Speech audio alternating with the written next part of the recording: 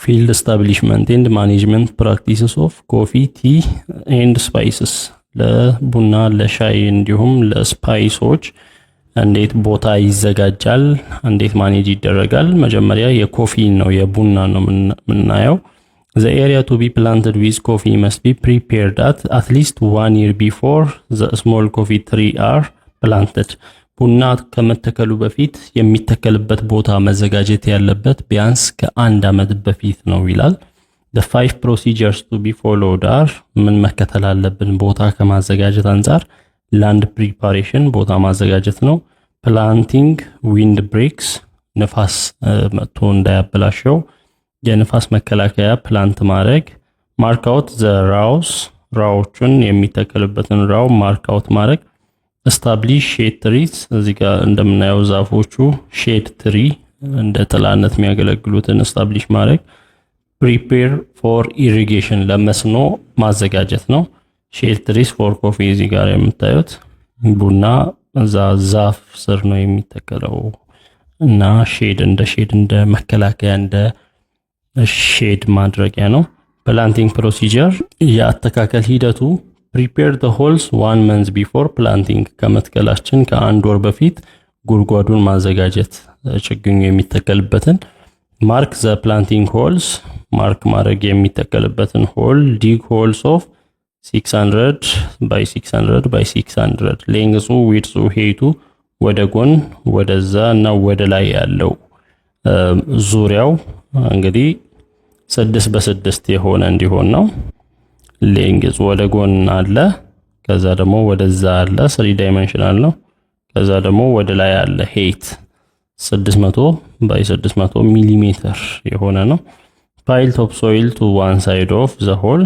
እና subsoil to another side of the hole እና አፈሩን ተቆፍሮ የሚወጣው አፈር topsoilን በአንድ ሳይድ ከዛው ደግሞ subsoilን ደግሞ በአንድ ሳይድ ማድረግ mixing 2 kg of dry farmyard manure እና የእንስሳ የሚገኝ ማኒዩር አለ ወይንም እበት አለ ከዛ ጋር መቀላቀል ከዛ FOIM plus 3 heaped soup spoons triple super phosphate 3 ማንኪያ ትሪፕል ሱፐር ፎስፌት ወይንም TSPን መቀላቀል አፈሩ ጋር fill the hole with top soil አፈሩን በቶፕ ሶይል መሙላት የጉድጓዱን በቶፕ ሶይል መሙላት use both the subsoil and top soil to complete filling the hole እና አፈሩ ሲሞላ ቶፕ ሶይልም ሰብሶይልንም መጠቀም ከችግኙ ሲተከል እንደማለት remark the center of the hole with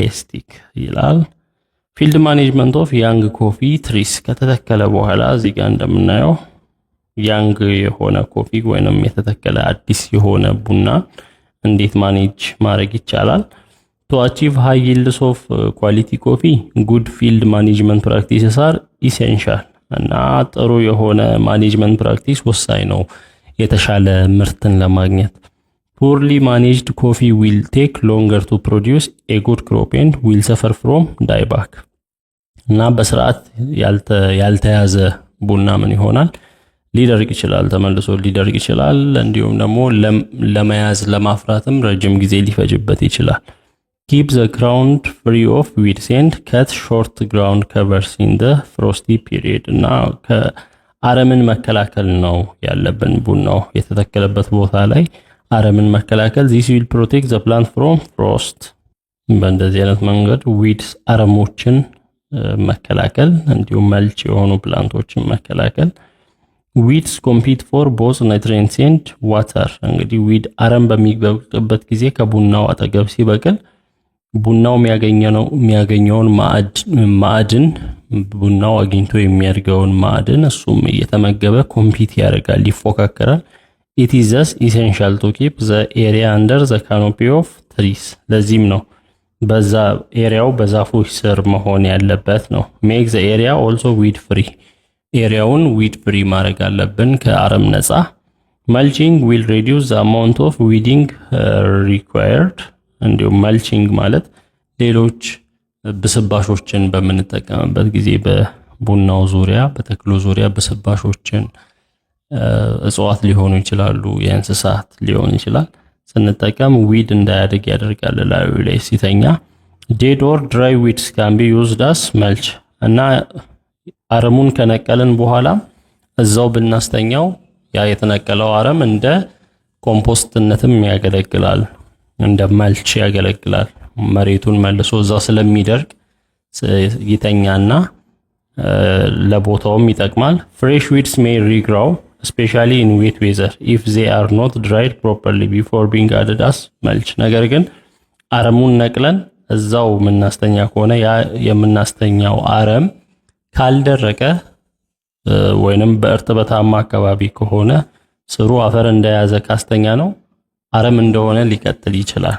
ስለዚህ ምን መሆን አለበት? መድረቅ አለበት። የአረሙ ከተነቀለ በኋላ መድረቅ አለበት። ከዛ በኋላ ነው እንደ መልች የሚያገለግለው። ዋተር ፕላንትስ do not allow the plant root ball to dry out after planting። ከተቀለም በኋላ የቡናው መድረቅ የለበትም፣ እጽዋቱ ችግኙ መድረቅ የለበትም። irrigate or hand water where irrigation is not installed። መደረግ አለበት ኢሪጌሽን በመስኖ ውሃ መጠጣት አለበት። ውሃ መስኖ ከሌለ ደግሞ እንደዚህ በእጃችን ማጠጣት ችግኞቹን እና 2 or 3 times per week for the first few weeks የመጀመሪያ ሳምንታትን በሳምንት 2 ወይንም 3 ቀን የተተከሉ ሳምንታት ላይ ማጠጣት ነው።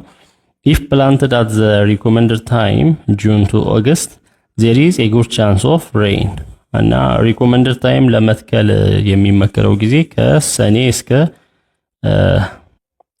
ነሐሴ ባለው ጊዜ ነው። በዚህ ጊዜ በኢትዮጵያ ክረምት ስለሚሆን ዝናብ ስለሚያገኝ this keeps the soil moisture maintained። ይሄ የአፈሩ እርጥበት እንደተጠበቀ እንዲሆን ያደርገዋል ዝናብ ስለሚያገኝ።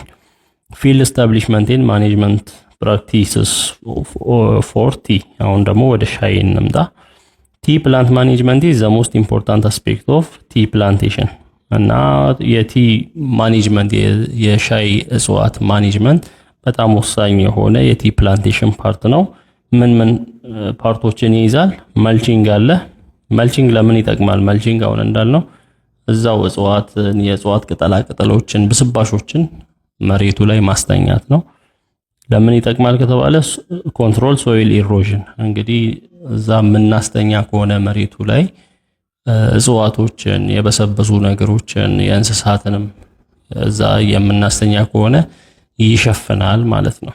ምክንያቱም ዝናብ ሲዘንብ እሱ ላይ የሚያርፍ ከሆነ አፈሩን ሸርሽሮ አይወስድም። ኢንክሪዝ ሶይል ሞይስቸር መሬቱም አፈሩ እርጥበት እንዳይለቅ ለፀሐይ ተጋላጭ እንዳይሆን ይሸፍነዋል።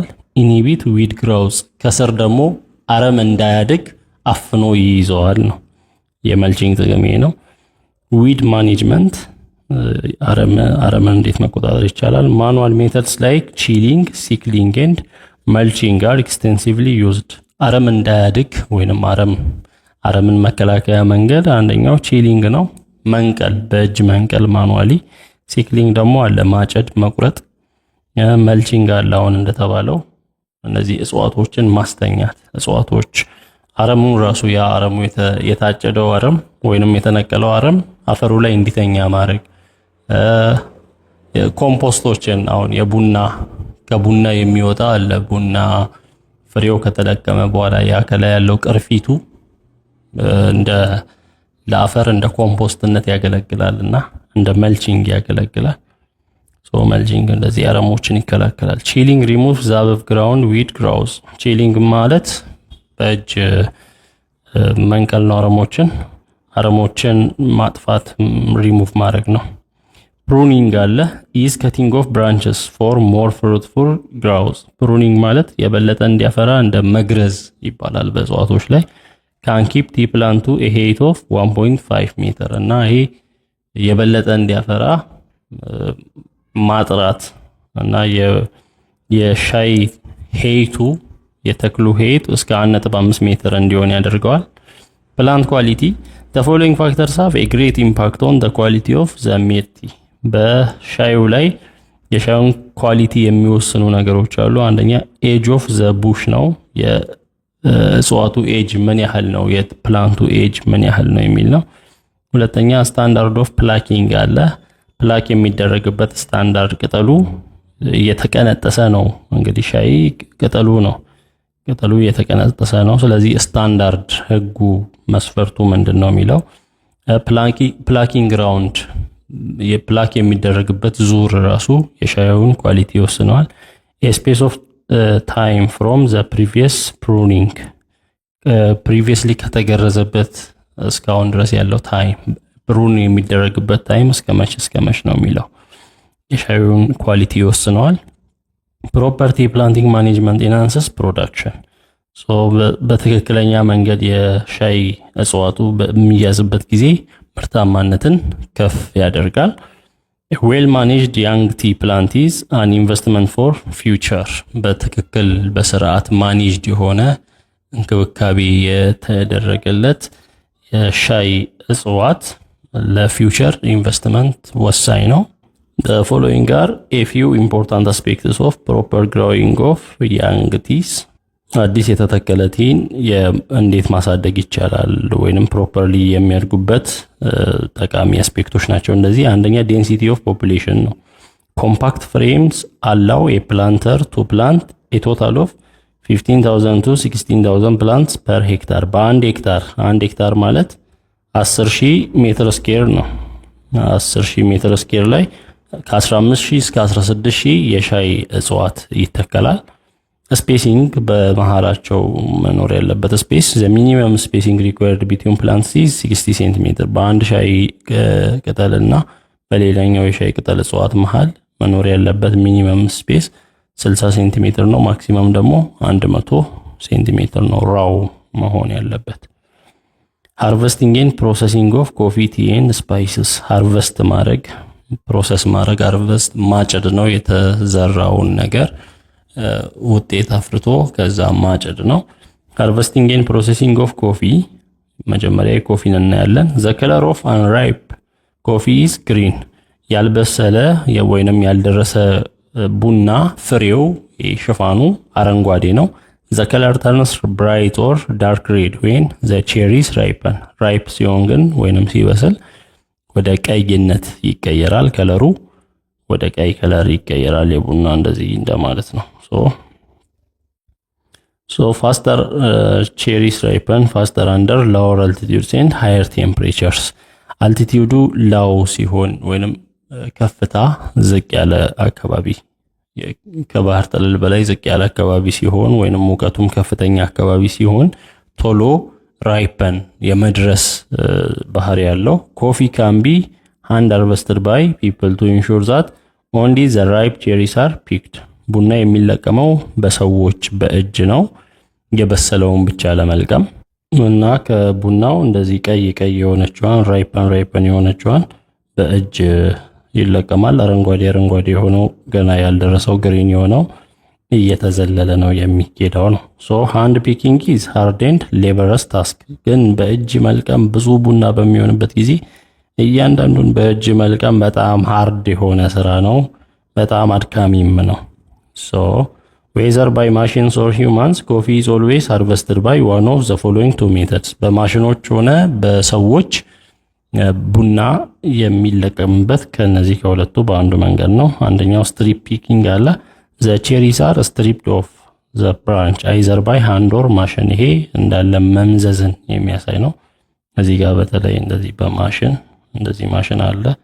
ያችን አንዷን ዘለላ ይያዝና መምዘዝ ነው። እዚህ ጋር ማሽንም ይገባል ወደ ውስጥ ማሽን ገብቶ እነዛን ዘለላዎችን እየመዘዘ ቡናው ይለቀማል ለማለት ነው። ሶ ይሄ እንደዚህ በጣም ቫስት የሆነ በጣም ብዙ ቡናን ለመልቀም በለቀማ በጣት በእጅ በለቀማ አይቻልም። በእጅ ለቀማ ሴሌክቲቭ ፒኪንግ ይባላል። ዘ ሬድ ቼሪስ አር ፒክድ ኤንድ ዘ ግሪን ዋንስ አር ሌፍት ቱ ራይፐን ቀያዮቹ ብቻ በእጅ ይለቀማሉ፣ አረንጓዴዎቹ እስኪበስሉ ይጠበቃል። ነገር ግን ያ በማሽን በሚሆንበት ጊዜ መጠበቅ የሚባል የለም። ያንን አንዷን ዘለላ ተይዞ እንዳለ ስትሪፕ ማድረግ ነው፣ መምዘዝ ነው። ፕሮሰሲንግ ዘ ቼሪስ ከዚህ ከተለቀመ በኋላ ቼሪዎቹ ከተለቀሙ በኋላ ፕሮሰስ ይደረጋል። ዋንስ ዘ ኮፊ ሃዝ ቢን ፒክድ ፕሮሰሲንግ መስት ቢግን አስ quickly as possible to prevent fruit ስፖይሌጅ እና አንድ ጊዜ ቡናው ከተለቀመ በኋላ በተቻለ ፍጥነት ቶሎ ነው መሆን ያለበት ፕሮሰሲንጉ መጀመር ያለበት። ምክንያቱም ይሄ እርጥብ የሆነ ቡና ብታስቀምጡት ወዲያው ትል መፍጠር ይጀምራል። በአንድ ቀን በትንሽ ቀናት ውስጥ እርጥብ ስለሆነ መትላት ይጀምራል። ለዛ ስፖይል እንዳይሆን እንዳይበላሽ ፕሮሰሲንግ ወዲያው መጀመሪያ አለበት። ዲፔንዲንግ ኦን ሎኬሽን ኤንድ ሎካል ሪሶርሰስ ኮፊ ኢዝ ፕሮሰስድ ኢን ዋን ኦፍ ቱ ዌይስ ካለው ከሎኬሽን አንጻር እንዲሁም ካለው ከሎካል ሪሶርስ አንጻር ከሁለቱ በአንዱ መንገድ ነው ቡና ፕሮሰስ የሚደረገው። የመጀመሪያው ዘ ድራይ ፕሮሰሲንግ ሜተድ ነው። This is the age-old method of processing coffee and still used in many countries where water resources are limited. ይሄ የቆየ ልማድ ነው። ብዙ ጊዜ የተለመደ እየተደረገ የሚኖር ነውና የውሃ እጥረት ባለባቸው አካባቢዎች የሚደረግ ነውና the freshly picked cherries are simply spread out on huge surfaces to dry in the sun. ምንድነው የሚደረገው?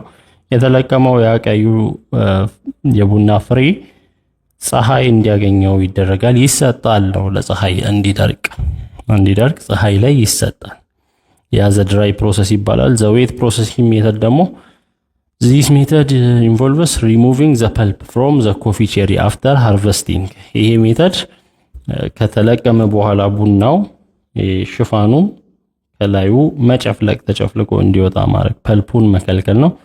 First, the freshly harvested cherries are passed through a pulping machine to separate the skin and pulp from the bean. So ያንን ከላይ ያለው ያቀርፊቱን ይከለከላል በመጀመሪያ። Then the beans are separated by weight as they pass through water channels. ከዛ በውሃ ላይ እንዲያልፍ ይሆናል። The lighter beans float to the top. ላይት ክብደታቸው አነስተኛ የሆኑ የቡና ፍሬዎች ይንሳፈፋሉ። The heavier ripe while the heavier ripe beans sink to the bottom. እና የበሰሉት ደግሞ ወደ ውሃው ወደ ስር ይጠልቃሉ። Depending on a combination of factors such as the condition of the beans, the climate and the altitude, they will remain in these tanks for anywhere between 12 to 48 hours. በዚህ በታንከሩ ውስጥ ከ12 እስከ 48 ሰዓት እንዲቆይ ይደረጋል። This removes the sleek layer of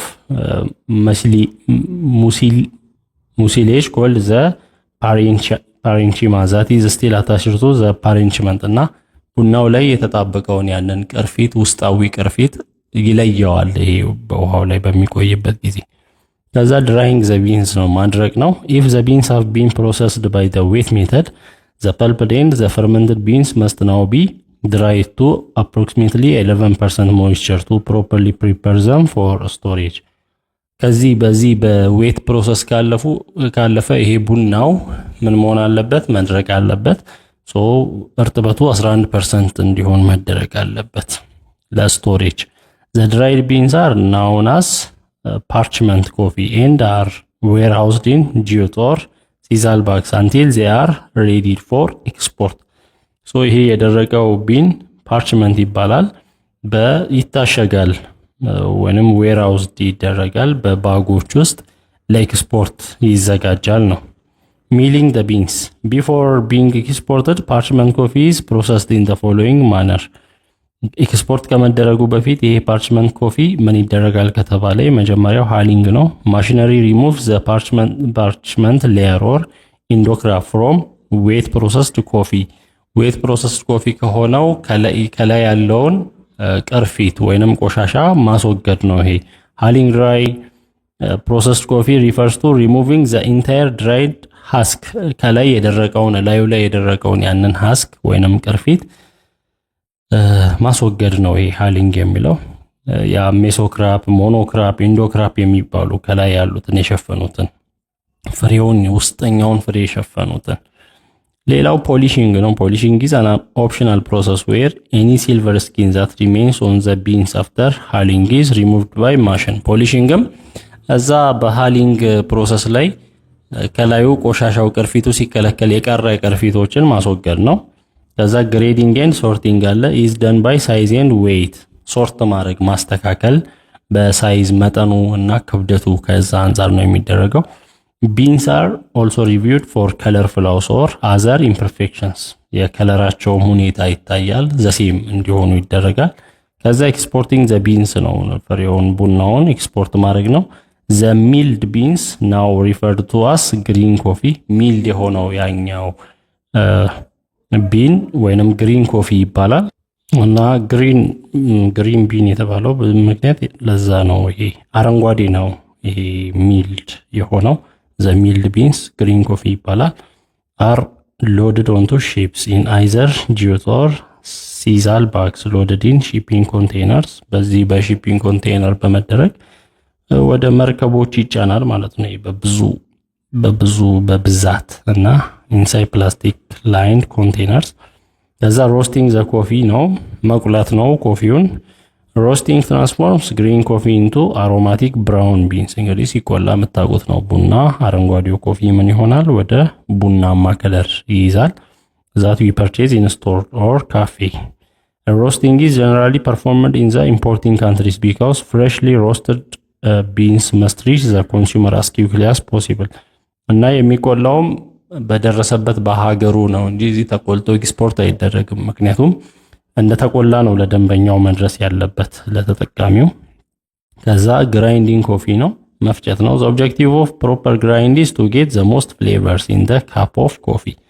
እንግዲህ ፍሌቨሩን ለማግኘት ነው የሚፈጭበት ምክንያት በትክክል የቡናውን ፍሌቨር ለማግኘት ጣዕም ለማግኘት ነው። how coarse or fine the coffee ground is depends on the brewing method።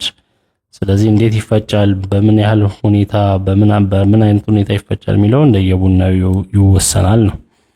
ሃርቨስቲንግ ኤንድ ፕሮሰሲንግ ኦፍ ቲ ወደ ሻይ ስንመጣ ፕላኪንግ ኦር ፒኪንግ ነው የመጀመሪያው። ፕላኪንግ ኦር ሃርቨስቲንግ ቲ ኢዝ ፒኪንግ ፍሬሽ ቲ ሊቭስ ኤንድ ፍሬሽ ያንግ ሹትስ ፍሮም ቲ ትሪ። እና የሻይ ትሪ አለ ወይንም እጽዋቱ አለ። ከእጽዋቱ ላይ ቅጠሉ ነው የሚለቀመው በየጊዜው ወደ ላይ የሚያድገው ቅጠሉ ፍሬሽ ቅጠል እየተለቀመ ፕላክ ይደረጋል።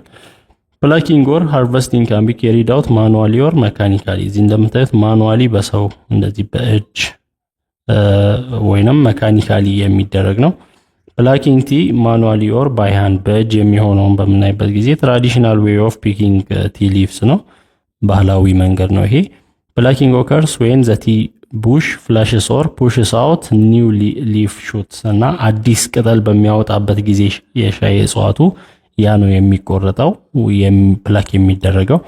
ፎር ኤ ፋይን ብላክ ኦር ግሪን ቲ ዘ ፕላከርስ ቴክ ዘ ፈርስት ቱ ሊቭስ ኤንድ ዋን ኒው በድ። እና ለአረንጓዴ ሻይ በሚሆንበት ጊዜ ፕላከሮቹ ያንን ቅጠል ለቃሚዎቹ መጀመሪያ የነበረውን ሁለት ቅጠልና አዲስ ያወጣውን በድ ይባላል። ይሄ አዲስ የሚወጣው ቅጠል ያንን ይቀነጥሳሉ። መቀንጠስ ነው። ፕላኪንግ should be done in the morning። ጠዋት ላይ ነው ይሄ መቀንጠስ ቅንጠሳው መደረግ ያለበት። ምክንያቱም ምንድነው አንደኛ the quality or flavor of tea is highest in the morning። የሻዩ የቅጠሉ ኳሊቲ ወይንም ፍሌቨሩ ሃይስት የሚሆነው ጠዋት ላይ ነው። there is enough time to pluck and process tea the same day። እና ፕለክ ያንን ቀንጥሶ በዛው ቀን ፕሮሰስ ለማድረግ ያመቻል ነው። ጠዋት ላይ ከተቀነጠሰ በጠዋቱም ያንን ማድረግ ይቻላል። ግን ማታ አካባቢ ከተደረገ ለነገ እንዳያድር በሚል ነው። there is less soluble sugar and more cations in the morning። በጠዋት ብዙም ሶሉብል የሆነ ሹገር አይኖርም ቅጠሉ ላይ። እንዲሁም ካቴሽኖችም በጠዋት ብዙ ካቴሽን ይኖራል በሚል ነው። ካቴሽን በሚባልበት ጊዜ አንቲኦክሲዳንቶች አይነት ነገር ነው። መካኒካል ሃርቨስቲንግ ደግሞ ስናይ መካኒካል ሃርቨስቲንግ ኢዝ ዘ ሪሙቫል ኦፍ ቴንደር ግሮዊንግ ሹትስ ፍሮም ዘ ሰርፌስ ኦፍ ዘ ቡሽ ዩዚንግ ማሽን። ይሄ ማሽን በመጠቀም በእጅ ያልነውን ማኑዋል ብለናል። ይሄኛው ደግሞ መካኒካል ነው። ማሽን በመጠቀም ነው ያችን ከላይ የበቀለችዋን ቅጠሎች ይቆርጣቸዋል ማሽኑ እና ከላይ የሚበቅለውን መቀንጠስ ነው። ቲ ፕሮሰሲንግ እንዴት ፕሮሰስ ይደረጋል? ይሄ ሜተድ ዌር ቲ ፕላንት ኢዝ ትራንስፎርምድ ቱ ዘ ድራይድ ሊቭስ ፎር ብሪዊንግ። እንዲደርቅ ማድረግ ነው ይሄ የተቀነጠሰው ቅጠል። ፕሮሰሲንግ ኦፍ ቲ ኢንቮልቭስ ፕላኪንግ፣ ዋይዘሪንግ፣ ክራሽንግ፣ ድራይንግ፣ ሮሊንግ ኤንድ ሼፒንግ ኦፍ ቲ ሊቭስ። እንግዲህ ፕሮሰሲንግ ኦፍ ቲ እነዚህን የሚያጠቃልል ነው። ፕላኪንግን አይተናል። ዌዘሪንግ ምንድነው? ዌዘሪንግ ኢዝ the process of placing freshly plucked tea leaves on a long trough to blow air through the leaves እና ረጅም በሆነ ትራፍ ላይ ንፋስ እንዲነፍስበት ማድረግ ነው። እዚህ ጋር ቅጠሉ ላይ ንፋስ እንዲነፍስበት ማድረግ ነው። ዋይዘሪንግ ሬዲዩስስ ዘ ሞይስቸር እንግዲህ ሲነፍስበት እርጥበቱን እያጣ ነው የሚሄደው። ቅጠሉ ከ80% እርጥበት ካለው ወደ 68 ወይንም 70% እርጥበት እንዲኖረው ነው የሚያደርገው። makes the leaves easier to cut ከዛ ይቆረጣል፣ ለመቆረጥ ምቹ እንዲሆን ያደርጋል ቅጠሉን። Weathering is used to eliminate excess water from the leaves and allows slight oxidation እንግዲህ excess waterን ከቅጠሉ ላይ ያለውን ውሃ ወይንም እርጥበትን መከልከል ነው እና ኦክሲዴሽን ውስጥ እንዲገባ ማድረግ ነው። cold or warm air is blown through the leaf ቅጠሉ ላይ ቀዝቃዛም ሆነ ሞቃት አየር ከ12 እስከ 18 ሰዓት እንዲነፍስበት ይደረጋል። ቲ ዊዘሪንግ ይባላል። ከዛ ሮሊንግ አለ ሌላኛው የፕሮሰሲንጉ። ሮሊንግ or shaping the leaves by hand or with machine makes compound to be formed between enzymes and the polyphons። ይሄ ሮል ማድረግ ወይንም ሼፕ ማድረግ በቅጠሎቹ መሃል ኢንዛይም እንዲፈጠር ፎርምድ እንዲሆን ያደርጋል። tearing the leaves and twisting them into thick rolls is important before putting them in machine እንግዲህ መቁረጥ ነው፣ ያንን ቅጠሉን መቁረጥ ነው። ስለዚህ ከመፈጨቱ በፊት መቁረጥ ቲር ማድረግ ኢምፖርታንት ነው ይላል። the main purpose of rolling tea leaves is to damage the cell walls እንግዲህ ላይ ያለውን ሴል ወል ዳሜጅ ማድረግ ነው ዋና ዓላማው ይሄ መቁረጥ። tea leaves are twisted and pressed in order to extract the juice that are held inside እንግዲህ ትዊስትድ ይደረጋሉ። ፈሳሹ ነው የሚፈለገው ጁሱ ከቅጠሉ ውስጥ ያ ጁሱ እንዲወጣ ኤክስትራክት ለማድረግ ትዊስትድ ይደረጋል፣ ፕረስድ ይጨመቃል ያ ቅጠሉ። the goal is to distribute the moisture evenly on the outside of the leaves ይሄም የሚደረገው ቅጠሉ ከውጭ በኩል ይሄ ውስጥ ያለው እርጥበት እንዲሰራጭ ነው። ከዛ ፈርመንቴሽን አለ ከሮሊንግ ኦፍ ቲ በኋላ። fermentation is oxidation and tanning process of the cell fluids released during rolling በሮሊንግ ጊዜ ሪሊዝድ የሚሆን ፈሳሽ አለ፣ ያንን ኦክሲዳይዝ ማድረግ ነው እንዲሁም ታን ማድረግ ነው። to ferment the leaves are spread out ቅጠሎቹ ስፕሬድ አውት ይደረጋሉ በቴብል ላይ in layers of 10 cm in modern factories spraying water from rotating ventilators humidifies the room in which fermentation takes place fermentation የሚካሄድበትን ሩም እርጥብ እንዲሆን ማድረግ ነው፣ ሂዩሚዲቲ እንዲኖረው ማድረግ ነው። በቬንቲሌተሮች ሮቴት በሚያደርጉ ቬንቲሌተሮች በሚሽከረከሩ ቬንቲሌተሮች ውሃ ይረጫል እና ዱሪንግ ዘ ፈርመንቴሽን ከ2 እስከ 3 ሰዓት ነው የሚወስደው ይሄ ፈርመንቴሽን። the leaves change their color ሊፎቹ ቅጠሎቹ ከለራቸውን ይቀይራሉ። the color gradually becomes copper red ወደ መቅላት ይመጣል። ከዛ ድራይ ማድረግ ነው drying is a method of processing tea to stop oxidation process ይሄን oxidation process እንዲያቆም ማድረግ ነው እና ሲደርቅ እንደዚህ ፀሐይ ላይ ማስጣት ይቻላል። drying takes place for only 20 minutes at temperature ከ100 እስከ 150 ዲግሪ ሴልሺየስ ከሆነ ከ10 እስከ 15 ደቂቃ ብቻ ነው የሚወስደው የሚፈጀው ድራይንጉ። dried tea is black in color and mainly has perfect aroma ድራይ የሆነ የደረቀ ሻይ በከለሩ እንደዚህ የሆነ ብራውን የሆነ ከለር ነው እዚህ ጋር የምናየው ወይንም ብላክ ወደ ጥቁርነት የተቀየረ ነው የምናየው። drying involves a heater with forced ventilation በሂተርም ማድረግ ይቻላል ቬንቲሌሽን ባለበት። processing of spice ወደ spice ስንመጣ the processing of spices usually involves most of the following stages ስፓይሶችን ፕሮሰስ ማድረግ ከነዚህ ስቴጆች አብዛኞቹን እንግዲህ ስፓይሶች ብዙ አይነት ናቸው። የጋራ የሚያደርጋቸው ዋሽ ይታጠባል፣ ግሬዲንግ ኤንድ ክሊኒንግ አለ፣ ድራይንግ፣ ግራይንዲንግ፣ ፓኬጂንግ፣ ዋሽንግ ኦፍ ስፓይስስ አለ። መጀመሪያ ዋሽንግ most commonly takes place when fresh spices are delivered to the processing units ፍሬሽ ያ ስፓይሱ መጣ እና ፕሮሰስ የሚደረግበት ቦታ ላይ ሲደርስ ይታጠባል ነው። ዋሽንግ ዘ ስፓይሰስ ቴክስ ፕሌስ ትሩ ዲፒንግ ዘ ኒውትሜክስ ኢን ዋተር ቱ ሪሙቭ አንሳውንድ ናትስ ኦር ፍሎተርስ። ቆሻሻ ከላዩ ላይ ካለ በውሃ ውስጥ ከቶ ማጽዳት ነው፣ ማጠብ ነው። which may receive sodium bicarbonate dip to preserve its green color። አረንጓዴ ከለርነቱን እንዳያጣ ሶዲየም ባይካርቦኔት ውስጥ ይከተታል። በሚታጠብበት ጊዜ ማጠብ ነው የመጀመሪያው ስቴፕ። ከዛ ማድረቅ ነው። ያ የታጠበው ረጥቧልና ድራይንግ ነው። various types of dries are used for processing herbs and spices። ቅጠላቅጠሎችን ስፓይሶችን ለማድረቅ የተለያየ መንገድ ላይ በተለያየ መንገድ ጥቅም ላይ ይውላል። The type of dryer that is used and the way in which it is operated may have a significant influence on the quality of the finished product in the following ways። እና የምንጠቀመው የማድረቂያ እንዲሁም የሚደርቅበት መንገድ ወሳኝ ነው እና የምርቱ ኳሊቲ ላይ ወሳኝነት አለው። በእነዚህ ምክንያት አንደኛ contamination by dust and dirt. There is obviously a high risk of contamination occurring if the raw materials are laid out in the sun። ፀሐይ ለዝም ብለን የምናሰጣ ከሆነ ያ ስፓይስ ኮንታሚኔት የመሆን የመበከል እድሉ የሰፋ ነው። Solar and powered dryers protect against contamination and are thus strongly recommended። ስለዚህ በሶላር እንዲሁም በድራየሮች በማድረቂያዎች ተጠቅሞ ማድረቁ ከእንደዚህ አይነት ኮንታሚኔሽን ብክለት ይከላከላል።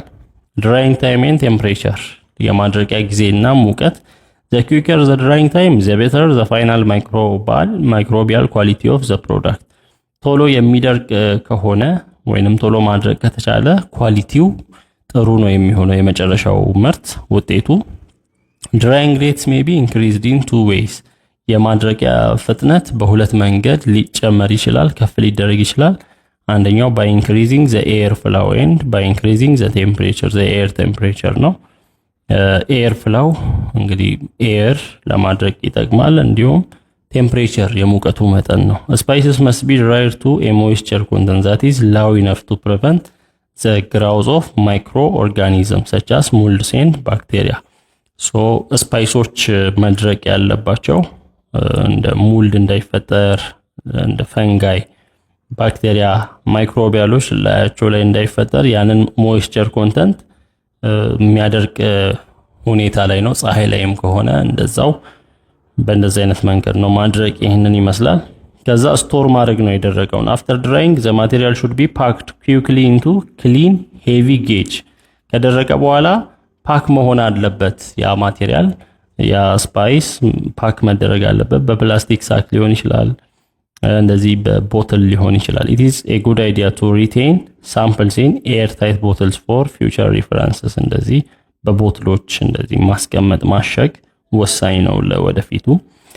grinding ማድረግ ይቻላል፣ መፍጨት ይቻላል። grinding is normally done using either a hammer mill or a disc mill። hammer mill እዚህ ጋር ወይንም disc mill ተጠቅሞ መፍጨት ይቻላል። እዚህ ጋር በዘነዘናና ሙቀጫ፣ እዚህ ጋር በመፍጫ በወፍጮ አለ፣ እዚህ ግራይንድ ማድረግ ያለ።